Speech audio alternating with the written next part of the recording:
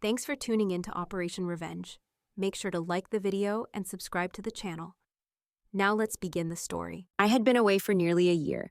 The deployment had dragged on longer than I expected, and the quiet hum of the base had started to feel like a second home, despite how much I longed to be back with my family. This wasn't just about the military, though. This was about home, about my grandfather, the man who raised me.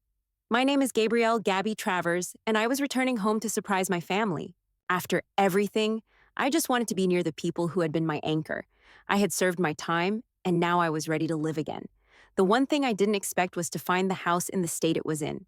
It had been the same place where I spent my childhood, where I found safety and love after my parents had abandoned me.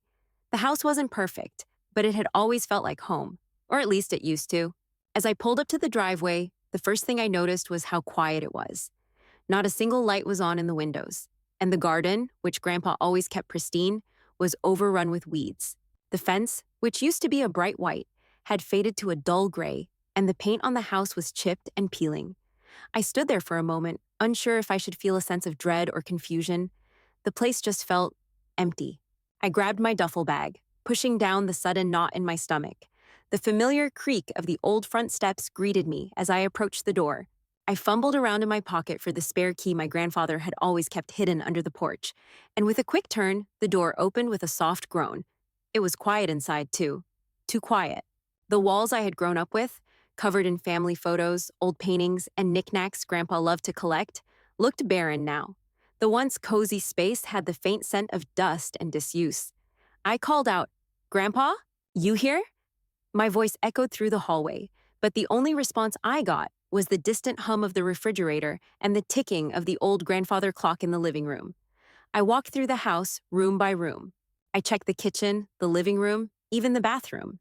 Not a sign of life. There were no signs that anyone had been here in weeks, maybe longer. My heart sank a little more with each empty room I entered. I couldn't shake the feeling that something was wrong. The house felt abandoned, like no one had bothered to take care of it in a long while. I grabbed my phone, dialing the number of the one person I thought might know what was going on. Mrs. Halpern, our neighbor. She was one of the few people who'd always kept an eye on Grandpa when I wasn't around.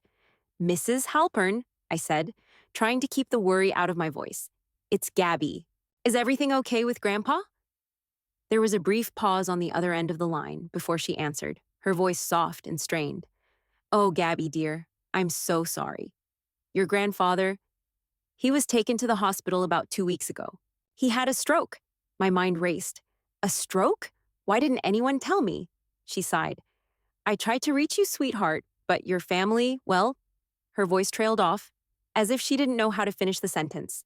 "Your mom and sister didn't even come by to see him. It's just been him alone in that hospital room. I'm so sorry, Gabby." I stood there, staring at the phone in my hand.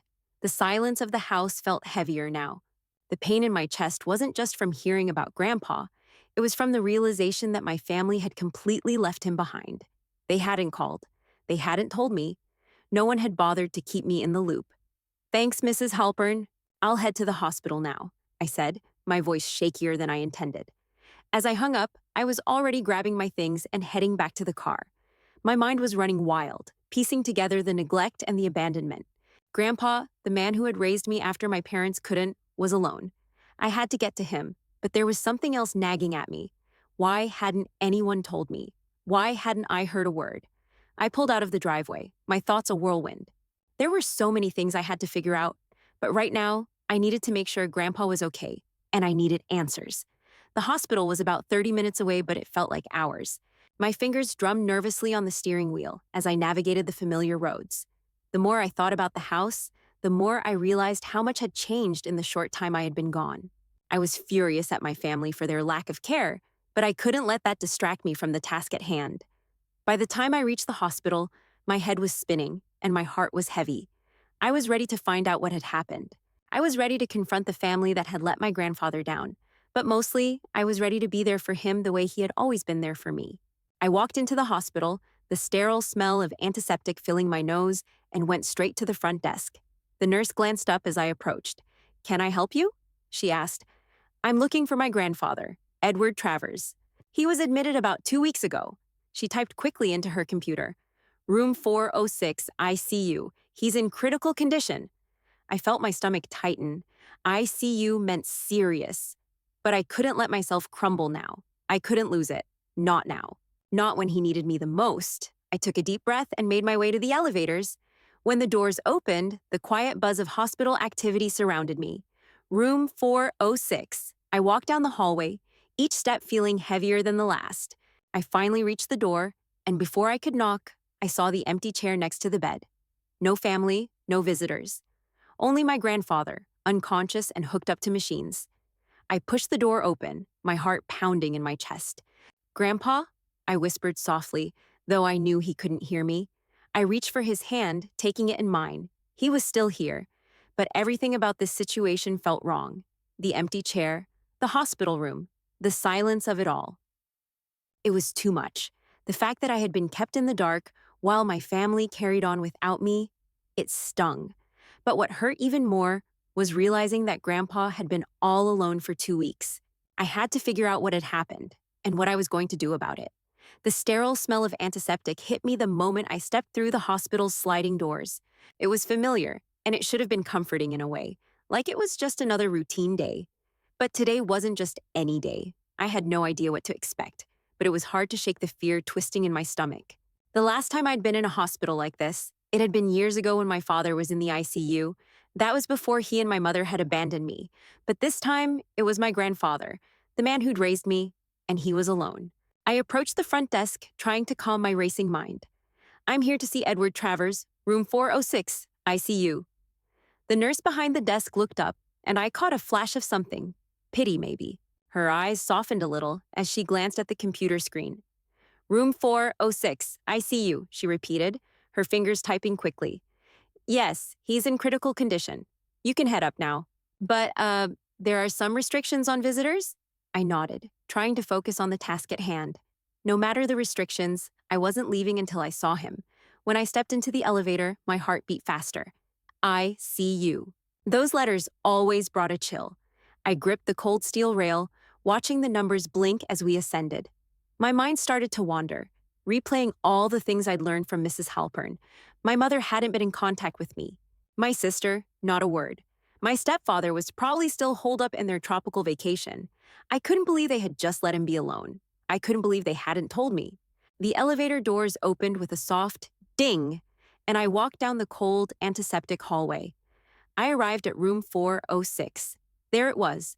The glass door was slightly ajar, and I could see the back of the nurse's head, busy adjusting the IV lines. But I didn't see anyone else, no family, no loved ones, just the soft beep of machines. "Grandpa?" I whispered, stepping into the room. He lay there in the bed, unconscious, his frail body hooked up to machines. He didn't look like the man who used to carry me around on his shoulders and tell me stories of his youth.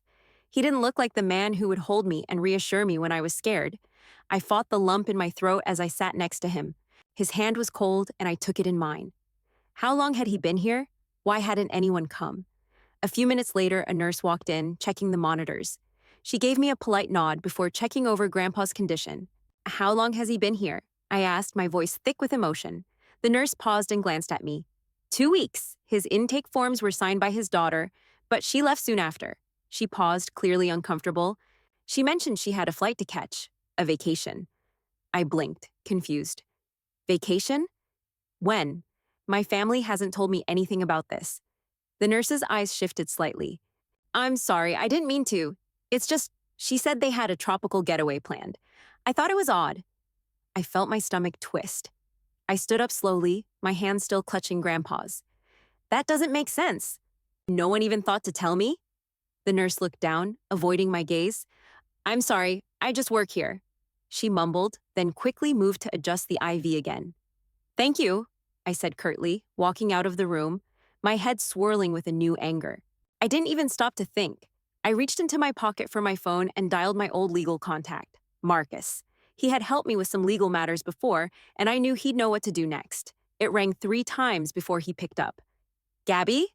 What's going on?" "I need your help, Marcus," I said, my voice steady but urgent. "My grandfather's been in the hospital for 2 weeks, and my family hasn't told me a damn thing. I need you to check something for me. Do we have the power of attorney in place for his care and finances?" There was a brief pause, followed by Marcus's steady voice. I'll check into it right away. But Gabby, you need to prepare yourself. If your family's not involved, it could be a blessing in disguise. I let out a breath. I know, but I need to make sure he's protected. I can't let them have access to him or his finances anymore. I ended the call quickly, the weight of what was happening starting to sink in. The lies, the manipulation, the utter disregard for Grandpa's well being, it had all become so clear now. I checked my phone again, the weight of everything I'd discovered settling in. Something caught my eye: vacation photos posted just days after Grandpa was admitted. A picture of my sister and stepfather lounging on a beach, cocktails in hand, smiles wide. It didn't sit well with me. They had been vacationing while Grandpa was left to suffer alone. My fingers flew over the screen searching for answers. As I looked at their carefree faces, I started to feel a fire rise within me. I wasn't going to let them get away with this. Not this time. "Grandpa?" I whispered, looking down at his unconscious face. "I'm going to fix this." I promise. I called Marcus again, already making plans to secure legal guardianship for Grandpa. I wasn't going to let my family control him or his life anymore. I wasn't going to let them continue to exploit him. I had to protect him, and I was going to do whatever it took. I hung up and looked around the hospital room. It was time to take control of the situation. It was time to show my family I wasn't their pawn anymore. After leaving the hospital, I couldn't just sit idle. The hospital was only a temporary place to process the pain, but the real work needed to be done back at Grandpa's house. I needed answers. I had to find out everything that had been hidden from me, the pieces of the puzzle that could explain how my family had let this happen. So I returned to where it all started, the house I grew up in, now a shell of what it once was. The smell of dust lingered in the air as I walked through the front door again, the silence almost suffocating. Grandpa's old chair, the one he used to sit in every evening with a cup of coffee, was still positioned by the window. The house still held fragments of his presence: old furniture, the kitchen clock that ticked faithfully, and the family pictures on the wall. But now, there was a sense of abandonment that permeated every room. No sign of life, no sign of care. Just like everything else in my life right now. I walked into the living room, past the stack of old newspapers and the mismatched rugs. I couldn't stop my mind from racing. Why had my family left him alone? Why hadn't anyone called me? Why hadn't anyone cared? I made my way to Grandpa's study, his sanctuary. His desk was still as he'd left it, cluttered with papers, old photos, and books he'd been reading. I felt a pang of guilt as I sat in his chair, touching the worn leather. His old typewriter sat on one side of the desk, the keys worn from years of use. I'd spent hours sitting in this chair with him as he'd shared his stories, taught me about loyalty, love, and family. I opened a drawer, my fingers trembling slightly, and there it was. A flight itinerary, neatly folded and shoved to the back. The names were unmistakable: my mother, my sister, and her husband. A tropical resort, booked the exact same day Grandpa had been admitted to the hospital. My chest tightened as I ran my fingers over the dates. Of course, they had chosen a vacation over Grandpa. They had left him in the hospital to rot while they relaxed in paradise. The irony was not lost on me. They had always treated me like I was the odd one out, the one who wasn't important. But here I was, dealing with the reality of what they had left behind. I kept digging through the drawers, trying to find anything else that could help me understand just how far my family had gone. The house felt colder as I went through his papers, his accounts, and old receipts. But then, in one of the bottom drawers, I found something else, something I wasn't expecting: a legal document. It was the power of attorney Grandpa had signed months ago. It was all there: his signature, and at the bottom, my name. Grandpa had trusted me, legally, to take care of his finances and health decisions. A wave of relief washed over me, followed by a sharp spike of anger. At least Grandpa had thought ahead. But why hadn't anyone else taken this seriously? Why hadn't they listened when he'd put me in charge? Why had they acted as if I was invisible, like my role in this family didn't matter? I took a moment to process what I had found. This was it. This was my leverage. I now had the legal backing to make sure my family couldn't touch Grandpa's life or his money again. I was going to take control of everything from here on out. But I needed more.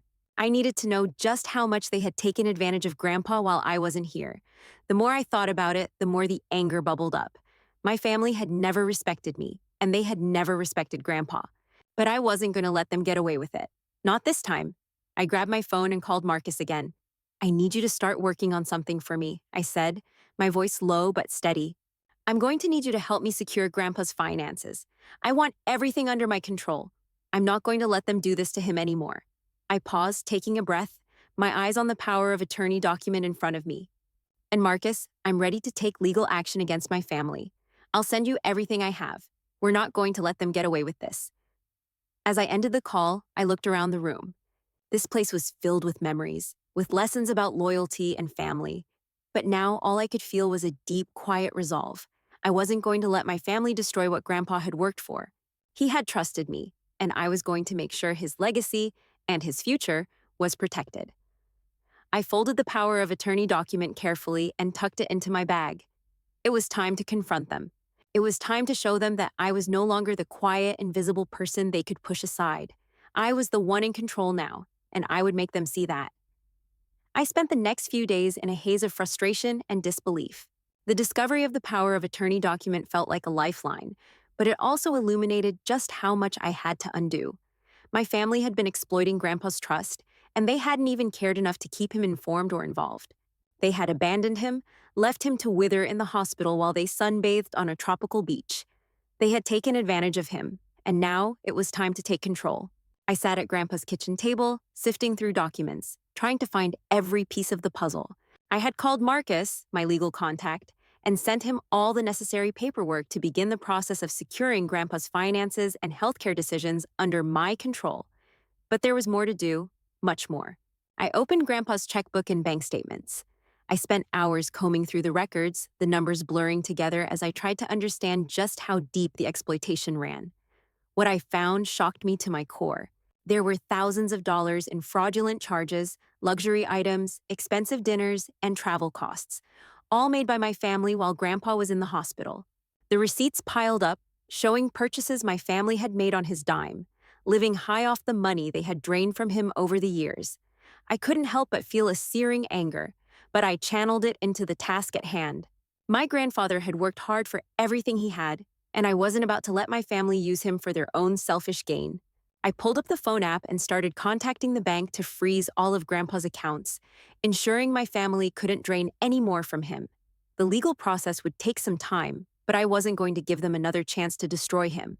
As I hit submit on the form to freeze the accounts, a sense of empowerment washed over me. For the first time in my life, I wasn't the one being manipulated. I was in control. But as the day wore on, my phone buzzed with notifications. My sister had messaged me, and soon after, my mother called. I ignored them. I didn't have time for their excuses or manipulations. They knew what they had done, and they knew that I was no longer willing to be their fallback. By the time I had filed the initial legal documents and arranged for the legal hold on Grandpa's accounts, I felt the weight of the battle ahead. I had to prepare for what was coming. My family would fight me. They wouldn't just accept that I was taking control, but I was ready. I had to be. For Grandpa. The next day, I received a call from Marcus, his voice steady and professional. Gabby, I've initiated the process. We've got the ball rolling, but you'll need to prepare for some resistance. They'll probably come after you, legally or emotionally. Just know, we have the evidence now. You're in a strong position. I exhaled slowly, the tension still gripping my chest. I know, I'm not sure how they're going to react. They've never respected me, and now I'm taking everything from them. That's the right thing to do, Marcus replied. It's not about being popular, it's about making sure your grandfather's legacy is protected. I smiled, though the weight of everything still pressed down on me. I wasn't doing this for my family, I was doing this for Grandpa. For the man who had shown me what loyalty and family really meant. He had always been there for me. It was time to be there for him. With everything set in motion, I knew the legal fight was only beginning. The hardest part would be confronting my family, but I had no illusions. They had made their choices, and now I had to make mine. There was no turning back. I would protect Grandpa's future, and my own, no matter what it took. I had been avoiding them for days. My phone had been buzzing nonstop. Calls, texts, messages from my mother, my sister, and even my stepfather. They wanted answers. They wanted me to fix things. They wanted to pretend that everything was fine, that they hadn't neglected Grandpa for the past 2 weeks, and that I was somehow in the wrong for stepping in. But I wasn't going to back down this time. I wasn't the same person who had let them walk all over me. Now, I was the one in control, and I would make sure they understood exactly what they had done and how much they had to answer for. I sat down at my desk, the power of attorney document in front of me, the weight of the situation pressing down on my chest. It was time. I scheduled a Zoom meeting with my mother, sister, and stepfather, knowing full well this conversation wasn't going to be easy, but I wasn't going to let them manipulate me into silence any longer. The meeting started, and I saw their faces pop up on the screen. My sister, looking as smug as ever, my mother's face tight with forced concern, and my stepfather, who couldn't seem to look me in the eye.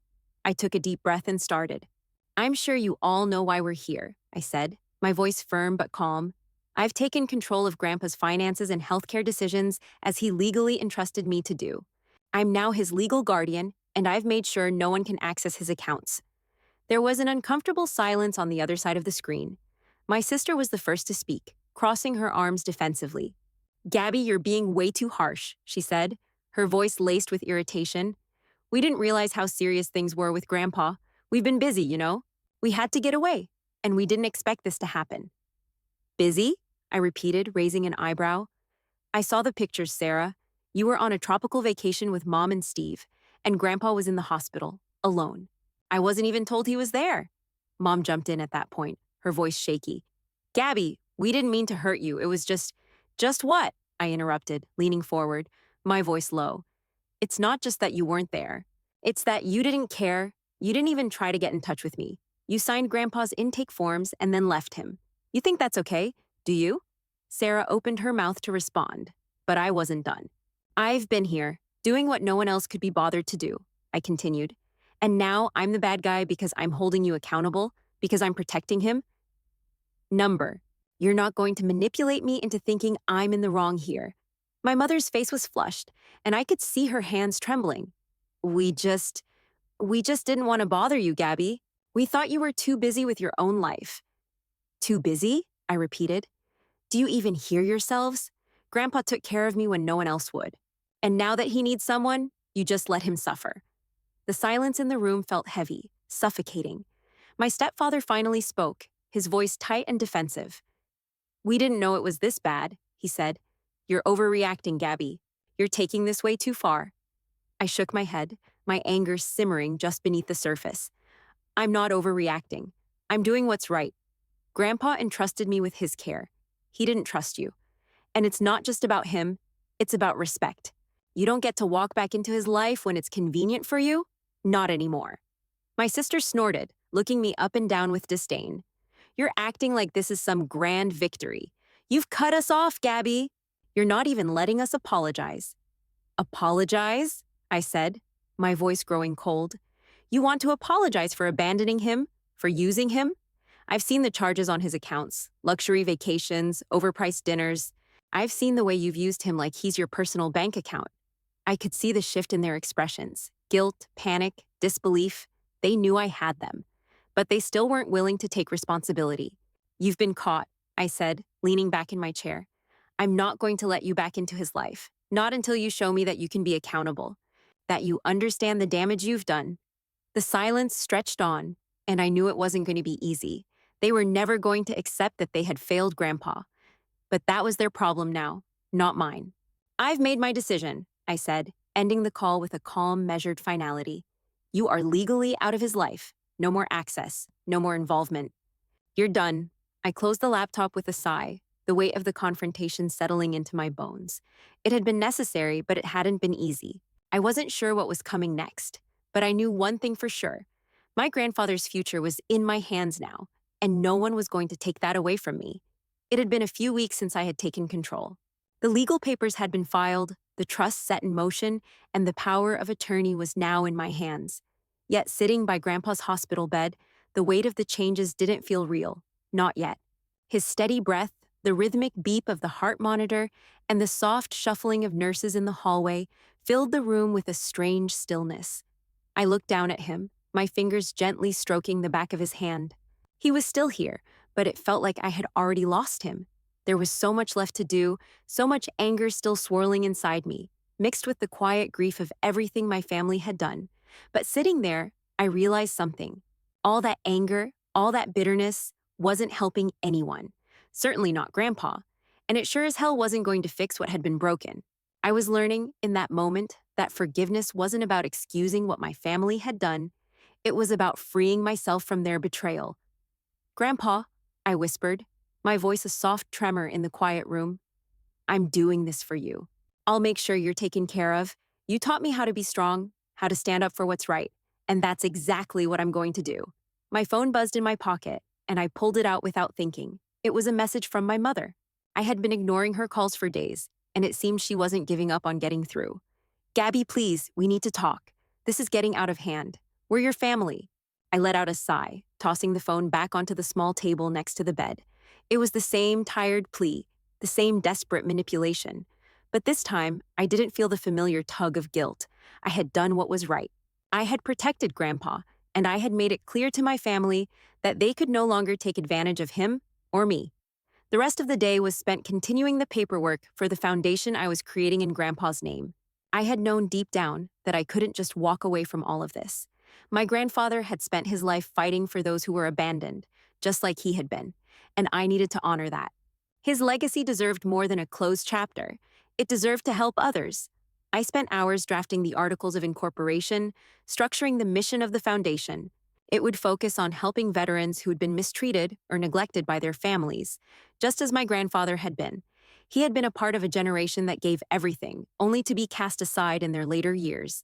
That couldn't happen anymore. The paperwork was slow and meticulous, but it was important. I knew I had to get it right. As the day wore on, I felt the anger begin to subside, slowly replaced by a sense of purpose. This was what Grandpa would have wanted. This was my way of taking the lessons he had taught me and making sure they lived on, even after he was gone. A knock at the door interrupted my thoughts. I stood up quickly, my muscles stiff from sitting for so long, and opened the door. It was one of the nurses, her face kind but tired. Gabby, we're going to be taking your grandfather for some tests, but I just wanted to let you know that his vitals are stable for now. He's holding on, she said gently. You can stay with him as long as you need. I nodded, a small smile breaking through my otherwise exhausted face. Thank you. As she left the room, I sat back down, taking another long look at Grandpa's face. The lines around his eyes were deeper now, the color fading from his skin, but there was still a fire inside him, a strength that had always been there. I could feel it. I checked my phone again, ignoring the missed calls and text messages that still piled up from my family. I didn't need to read them. I knew exactly what they said. My mother would continue to guilt trip me, and my sister would throw a tantrum. It didn't matter anymore. I wasn't going back. I opened the documents for the foundation, adding a few more notes, and then hit send on the final draft to the attorney. It was done. The foundation was officially in the works. As I sat there staring at the glowing screen in front of me, I felt something shift. It wasn't a huge change, but it was a beginning. I wasn't just holding on to the past anymore. I was building something new, something that would honor Grandpa, something that would help others. And it felt right. A few hours passed, and the hospital room grew quieter as the sun dipped lower in the sky. My phone buzzed again, but I let it go. This time, it wasn't a message from my family, it was a notification from the foundation's website. The paperwork had been accepted. The mission was official. I didn't have to keep fighting with them. I didn't have to let them back in. I had created something far more lasting than their drama and manipulation, and it would be here long after they were gone. When my mother's name popped up on my phone screen again, I turned it face down without a second thought. It didn't matter anymore. I was building something of my own. The foundation would be the legacy Grandpa deserved, and I'd make sure of it. The hospital room was quiet, except for the rhythmic beeping of the heart monitor and the soft shuffle of nurses' footsteps outside. The evening light slanted through the window, casting a soft glow across Grandpa's face. I sat beside his bed, my fingers gently tracing the lines of his hand, wrinkled with age, strong despite the frailty of his body. It didn't seem real. For all the pain, the legal battles, the anger that had consumed me for the past few weeks, it all seemed to fade into the background now. There was only him. His breathing was shallow but steady. He had always been so strong, always the one holding me up when everything else seemed to fall apart. I had learned everything I knew about loyalty, about love, about the value of family from him. And now, I was here, holding his hand as he fought to hold on. It wasn't the way I had imagined this moment, but it was the moment I had. "Grandpa," I whispered, brushing back a lock of his silver hair. "You taught me everything. I'll be okay. You don't have to worry anymore." He didn't respond. His eyes remained closed, his face peaceful despite the circumstances. But I knew, somewhere deep inside, I knew he had heard me. I had made sure to do everything for him that he had always done for me. His legacy, everything he had stood for, would live on through the work I was doing. The foundation, the legal steps I'd taken to ensure his finances were protected. The promises I'd made to him when I was younger were all coming to fruition. I was going to honor him no matter what. As the minutes passed, I reflected on the time I had spent with him. The quiet afternoons sitting by the park bench outside our house, him teaching me how to fix things around the house, those early mornings we spent fishing by the river. I could still hear his voice, steady and strong, telling me that no matter how hard things got, we kept moving forward. He'd always said that strength wasn't just in the muscles, it was in the heart. And I had always thought that was the strongest part of him. The room felt warmer, but I knew what was coming. I had known for days now. There was no real way to prepare for this kind of goodbye, but I had to. I couldn't let him go without knowing I'd done everything I could to protect him, just as he had protected me. The steady beep of the heart monitor grew slower, more spaced out. I didn't look away. I stayed right by his side, my hand still resting in his, and then, just as the evening sun dipped lower, casting a final golden light across the room, Grandpa's breath slowed and his hand in mine relaxed.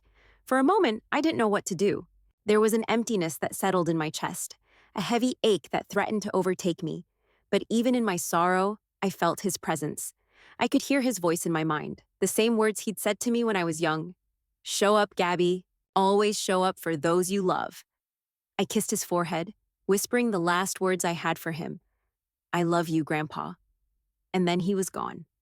I sat there for a long time, holding his hand and letting the tears fall. I wasn't crying just for the man who had been my rock. I was crying for the pain of knowing that the family I had once hoped would show up for him had failed him.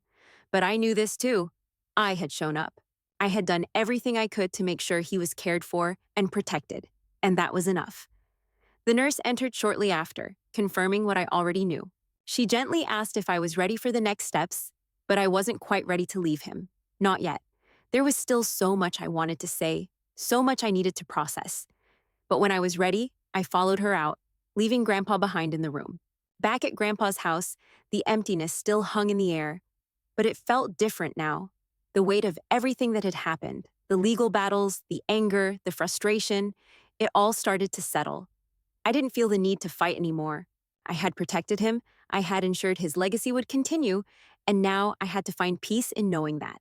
The following week, after all the arrangements were made, I returned to the park where Grandpa and I used to sit.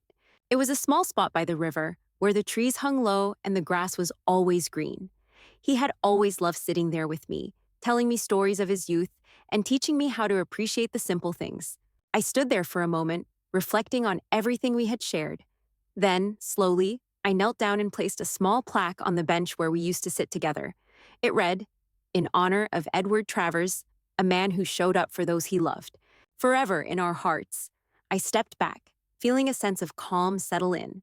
The plaque wasn't just for Grandpa, it was for me too. It was my way of honoring his strength, his loyalty, and the lessons he had given me. As I stood there looking at the plaque, I felt a quiet sense of peace. I had done right by him, and I would carry his legacy with me, always showing up, no matter the cost. The wind blew softly across the river, and for the first time in weeks, I felt a sense of release. Grandpa's teachings weren't just a part of the past, they would guide me forward. I wasn't alone anymore, and for that, I was truly at peace.